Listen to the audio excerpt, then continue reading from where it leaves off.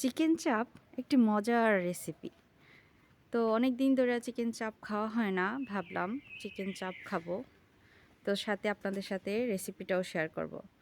আসসালামু আলাইকুম, সবাই কেমন আছেন? তো আমি রেসিপিটা দেখিয়ে দিতেছি। তো এটার জন্য আমি 2টা মুরগির ব্রেস্ট পিস নিয়ে নিলাম। তো এইগুলাকে পাতলা করে স্লাইস করে কেটে নিতেছি, দেখে বুঝতে পারতেছেন। তো এইগুলাকে কাটার পরে আমি এগুলাকে থেতলে নিব, যাতে আমি মশলা মাখানোর পরে এইগুলাতে ভালোভাবে ভিতরে মশলাগুলো ঢুকে। তো এই যে আমি থেতলে নিতেছি মাংসগুলা এপিট ওপিট করে 2 পাশেই করতে হবে। তো এই জিনিসটা আপনারা পুতা দিয়েও করতে পারেন। তো এখানে আমি 2 টেবিল চামচ ইয়োগurt নিয়ে নিলাম নরমাল।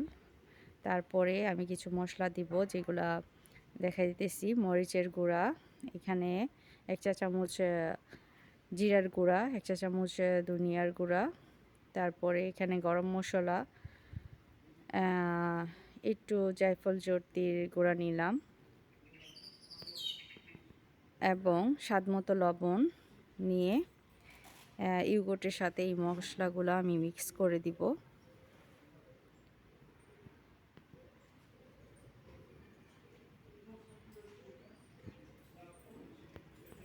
তো আমি মশলাটা মিক্স করতেছি। এর মধ্যে আমি ওয়েস্টার সস এবং কেচাপ দিয়ে দিব। এই তো 1 চা চামচ করে আমি এটা কেচাপ দিলাম এবং ওয়েস্টার সসটা আপনারা না দিলেও পারেন। এটা আমার ভালো লাগে, এই জন্য আমি দিছি। তো এই তো আমি মশলাগুলো মিক্স করার পরে আমি চিকেন ব্রেস্টগুলো দিয়ে দিতেছি। তো এগুলোর সাথে ভালো করে মশলাগুলা মিক্স করে নিয়ে নিব। তো আমার মশলা মাখানো শেষ, আমি কিছুক্ষণ রেস্টে দিয়ে রেখে দিয়েছিলাম। তারপরে 1 ঘন্টা পর আমি নামিয়ে নিলাম এবং এখানে একটু লেবুর রস এবং এটাতে 1 টেবিল চামচ বেসন দিয়ে দিলাম। দিয়ে মাখিয়ে এই তো আমার সব কিছু রেডি, এখন ভাজার পালা। তো আমি এখন এগুলাকে তেলের মধ্যে ফ্রাই করে নিব।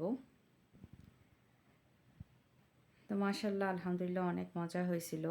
তো আমি উল্টিয়ে পাল্টিয়ে ভেজে নিতেছি। চিকেন যেহেতু তেমন সময় লাগে না, তারপর একটু কড়া করে ভেজে নিতেছি।